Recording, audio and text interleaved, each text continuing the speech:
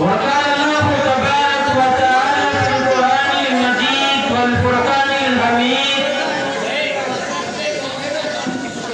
وما أرسلناك إلا رحمة للعالمين صدق الله العظيم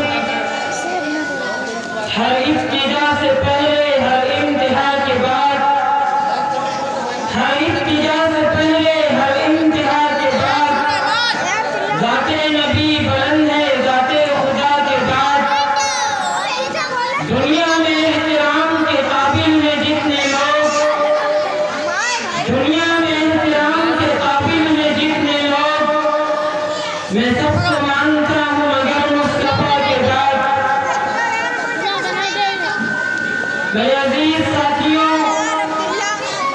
और मेरी प्यारी माँ और बहनों स्टेज पर तशरीफ फरमा हुज़ूर किराम अस्सलामु अलैकुम व रहमतुल्लाहि व बरकातुहू। मैं एक अपना सा तालिब इल्म आप हज़रात के सामने सीरतुन नबी सल्लल्लाहु अलैहि वसल्लम पर अपनी मारूदात पेश करना चाहता हूँ। अपने क़ल्बी एहसासात और क़ल्बी जज्बात पेश करना चाहता हूँ। मेरे अजीज साथियों, आप सल्लल्लाहु अलैहि वसल्लम की पैदाइश मुबारक से पहले इस दुनिया का नक्शा क्या था? आप सल्लल्लाहु अलैहि वसल्लम की बात से कबल इंसानों के हुकूक को पामाल किया जा रहा था। इंसान अपने खालिक व मालिक को छोड़ करके बुत परस्ती पर आमादा हो चुका था।